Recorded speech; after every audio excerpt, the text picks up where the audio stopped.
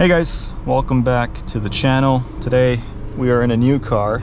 We are in the 2024 Lexus RZ300e Luxury. This is the fully loaded front-wheel drive version of the all-electric Lexus crossover. It's a compromise car, but in my opinion, because Lexus is selling they're trying to sell this car, so they essentially offer like huge discounts and markdowns. Because this car is so cheap, I think this is a good buy if it fits your needs, and we'll talk about that. We'll talk about that more as we get into the drive. But let's just first do a little walk around and show you guys what this car looks like. So this is the replacement for the Lexus ES. We leased this car, 3-year lease, $1,000 down, $593 a month, which is $100 a month cheaper than the ES. The ES was around $700 a month.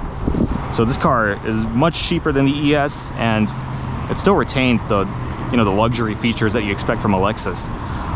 This car has 20-inch wheels, which obviously does not help with the range. I think if you get the RZ Premium, the base model, you get around 260 miles of range.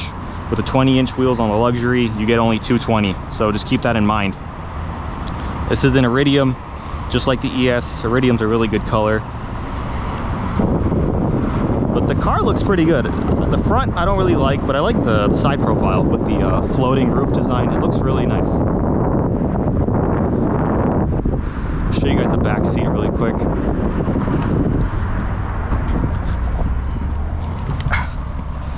Back seat is good for my height. I'm around 5'10". I have lots of headroom. You get heated seats, good leg room. It's a pretty comfortable place to be. All right, we're gonna start driving just because it's really hot, and in the past the GoPro has overheated and it stops recording footage all of a sudden. So we're gonna just start driving, and I'll talk about the car more in depth as we're on the road.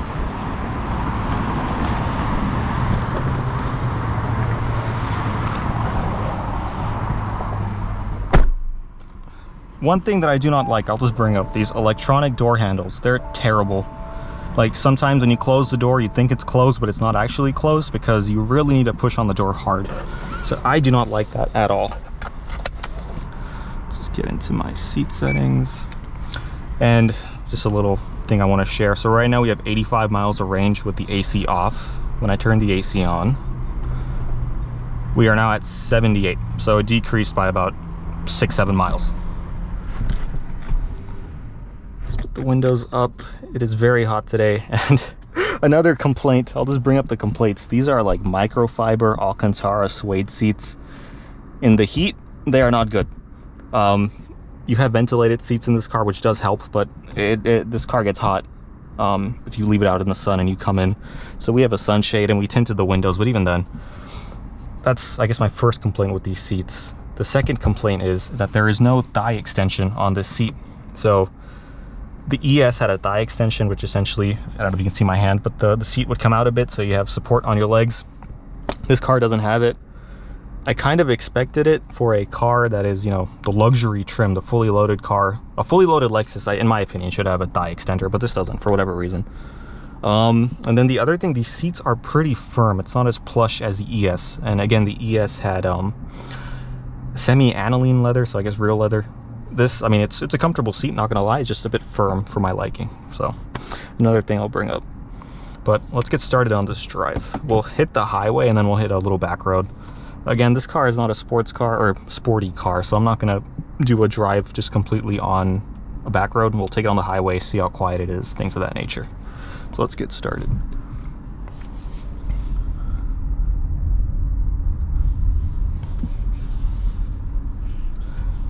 This car has one pedal drive, which I'll turn on here in a second.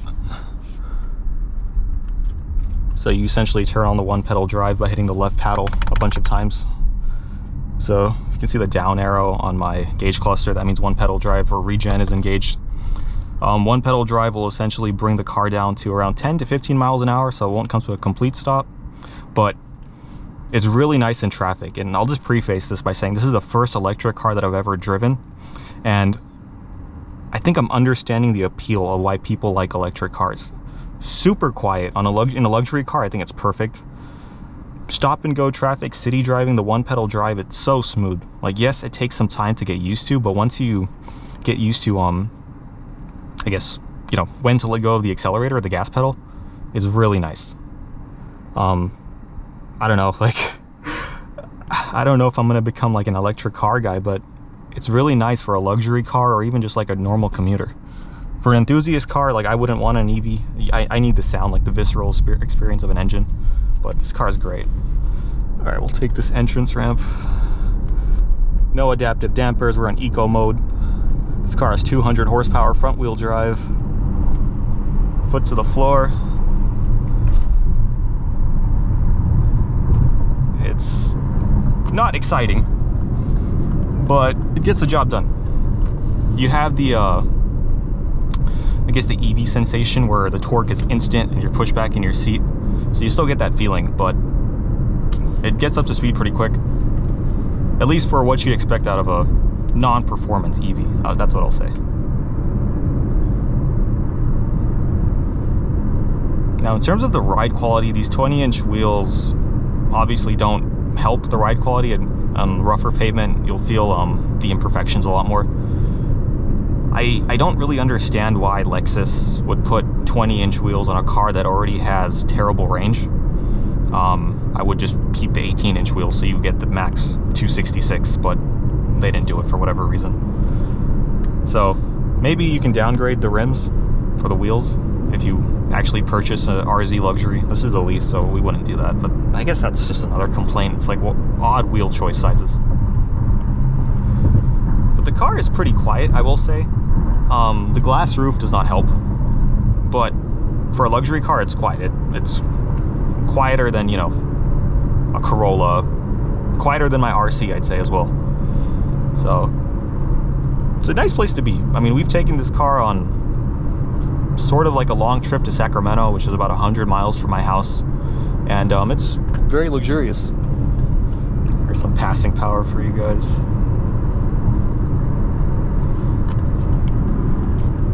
Now, this car has fake engine noise. If you want like some EV noises, you can turn that on. We've turned it off because, I don't know. It's a luxury car. Why do you need fake noises? Let's just enjoy the serene driving experience.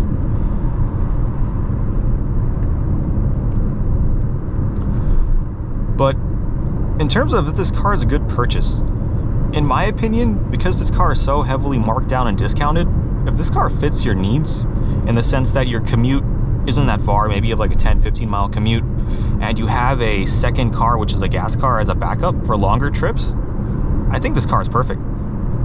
I mean, I think MSRP this car is around 60K, 65K, I don't remember off the top of my head, but this car was marked down by $15,000, $16,000, and the lease deals are amazing. Again, $1,000 down, $593 a month for a fully loaded Lexus, Mark Levinson sound system, ambient lighting, heated rear seats, head-up display. I mean, I think the only thing this is missing is the digital rear view camera, but I mean, this has all the features that you really need.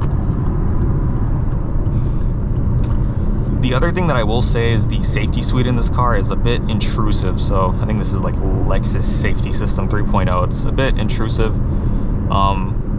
One thing that is annoying is if you're at an intersection and you're trying to turn right, the car will think, well, the car will sense or notice that cars are, you know, crossing the intersection, so it'll warn you not to turn right. But obviously when you're turning right on an intersection, like, you should have control over the road. Like, you know, like, I'm not gonna hit another car, right? Because I'm looking at the left to make sure I'm turning right. So the car will start beeping at you, and I'll sometimes hit the brakes automatically, which is annoying. I'm sure you can change the sensitivity in the settings, but it's a pain in the butt to change settings in this car because everything's in the screen. Climate control, radio, heated seats, cooled seats, everything's on this screen. It's a pain in the butt to change, especially when you're driving. And this is the third time that I've ever driven this car, so I'm not the most comfortable in terms of, you know, I don't know where all the settings are in the menu, so I don't really mess with it. I just kind of focus on the road. So we'll take this exit here, we'll hit a little back road, and we'll kind of see how it handles. It's not the greatest, no adaptive dampers, nothing like that. But again, this is a luxury crossover. You just want to be, I don't know, you want to be smooth and relaxed, which I feel like this car achieves. And this is, I guess, the one pedal drive, foot's off the gas. It's slowing down pretty well. Oh, now I'm getting back on the gas.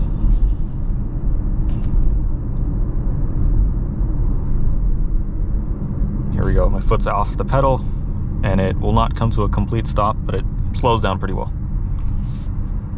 And then now it starts to glide, and then you have to get on the brakes.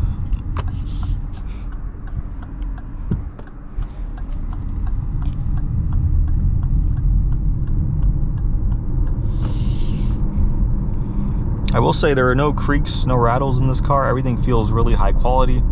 The car is made in Japan, so I guess there's a stereotype where, you know, if the Japanese cars are made in Japan, the build quality is a little bit better.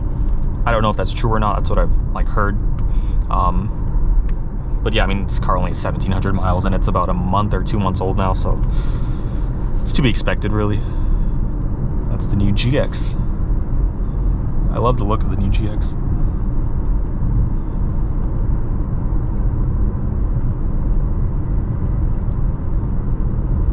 But I think EVs as a whole, they're not bad. Now, again, this is the only EV car that I've ever driven, so I'm just basing it off of this Lexus.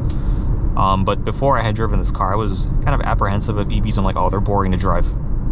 They're not boring to drive. I mean, this car, as an example, it gets off the line pretty quick. And I mean, that's with all EVs. Like, sure, it doesn't have the horsepower of a Tesla, but I mean, this thing gets up and goes. 200 to 1 horsepower doesn't sound like a lot, but in an EV, it is a lot. The handling as well, it's surprisingly decent. Now, obviously this is an SUV, so you will have some body roll, but because this car is so heavy and the center of gravity is low, the handling is pretty good for what it is.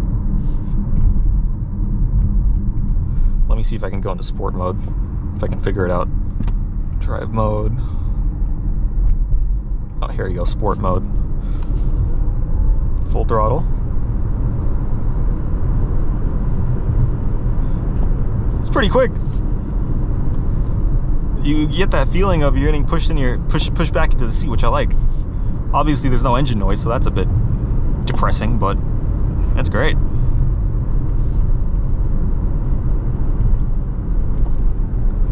So sport mode, essentially throttle tuning is a bit more aggressive, steering gets heavier, but suspension is essentially the same. I'm gonna go back in eco mode just because this car is not charged.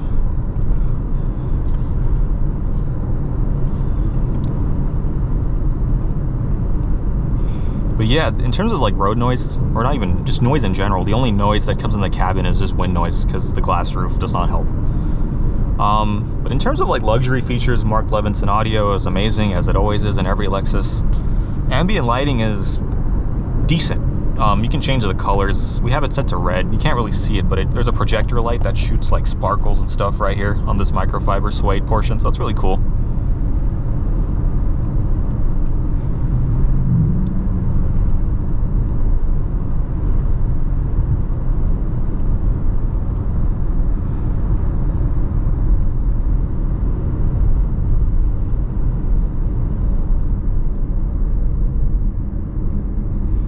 So if you live in the Bay Area, Niles Canyon Road, Highway 84, it's a 1-lane road just for this portion because I think last winter there was a lot of rain and essentially the road collapsed. So we're gonna be stuck at a light here.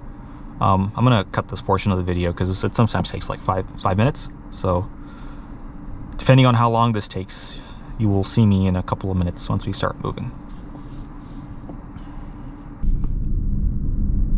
All right, we are moving again. Hopefully we make this light. That'd be sad if we don't. Now, the other thing that I do not like about this car is the infotainment screen. Like, if you guys saw the last clip, or not the last, basically like a few minutes ago when I was trying to change the drive modes. Old Lexuses, they used to have the dial up here, or in the RC there's a dial down here. I don't know why they couldn't just keep a dial. Like, why do you need it to be in the screen? Like, it's just not intuitive. It's dumb, and it takes me, what, a couple of clicks. I mean, right now we mapped sport mode into the, well, I don't even think we mapped it. The software automatically said it's frequently used, so just put it here. But if you don't change it that often, and if you want to change it all of a sudden, you're gonna have to like dig into these menus, which is stupid. Yeah, I don't know why they just didn't put a dial. I mean, there was nothing wrong with it. I feel like it you had that tactile sensation where it just feels nice, you know, changing the dial to change the drive modes. It feels much better and more engaging than touching a screen, in my opinion. But I mean, I guess this is the trend. Like, all car manufacturers are just copying Tesla with putting the biggest screen possible and putting everything in the screen itself. So I don't like it at all. It's just what is the right word? It's just terrible. I'll put it that way. Just keep it simple. It's just terrible.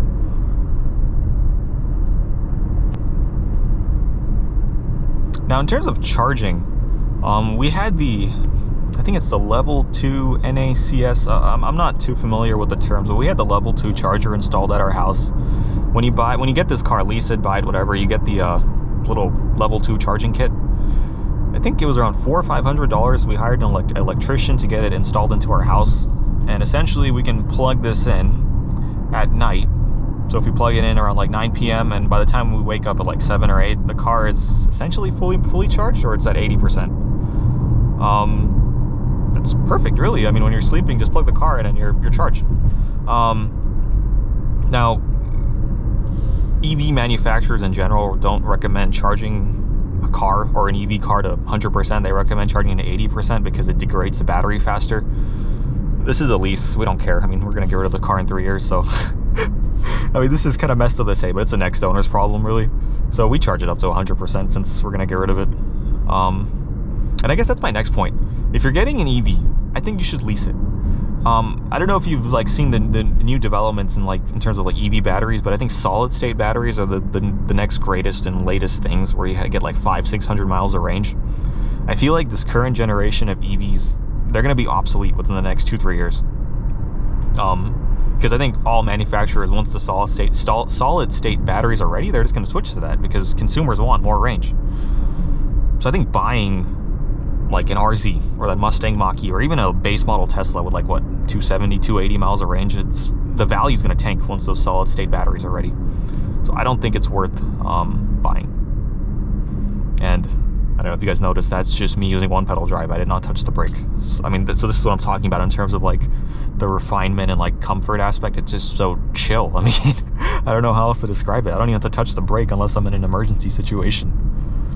But yeah, I think you should just lease EVs, at least for now, because once those batteries come out, you need that. You should get that. I mean, more range is better, right? Especially if you live in the Midwest or the East Coast, where I think things are more separated or far apart, at least from what I understand. But if you live in an urban setting, then sure, I guess you can buy one of these. And at least in the Bay Area, the charging network is very good, which is, I guess, to be expected. We're like a tech hub, so everyone and their mother has a Model 3, so it makes sense.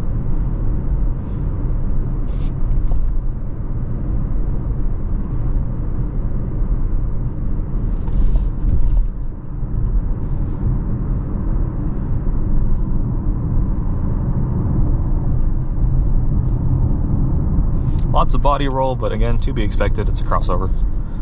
There is this one corner up here on Niles Canyon where you go under the railroad tracks. I will slow down a bit to get some space, and I want to kind of take that corner a bit fast. Just to, I don't know, have a little spirited driving in a RZ. But yeah, no, in a nutshell, I actually like this car. It's not bad. I mean, yeah, the range isn't the greatest, but again, if you can make it work within your needs, and you have a backup gas car, I don't really see the issue with this car. On longer trips, just take your gas car, take your ES. If you have a Lexus lineup, take your ES, and then for short trips, going to the grocery store, just take this. I mean, it's perfect. And because they're selling it at like huge price discounts and markdowns, it's a steal right now. So I would look into this if you're in the EV market.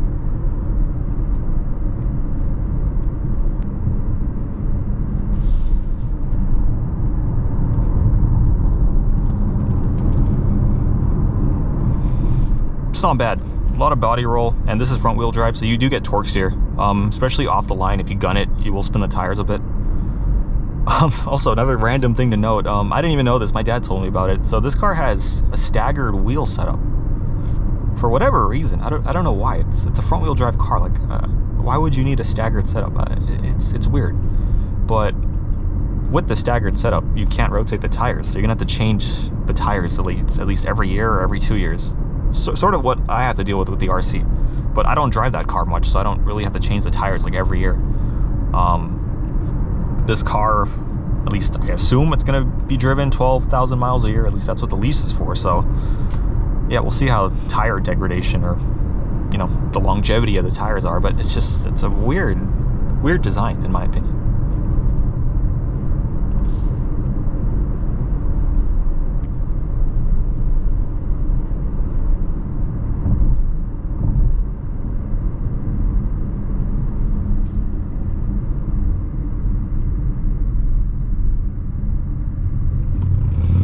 Alright guys, but we will wrap up the video here. It's a little first impressions, quick drive on the 2024 Lexus RZ300e.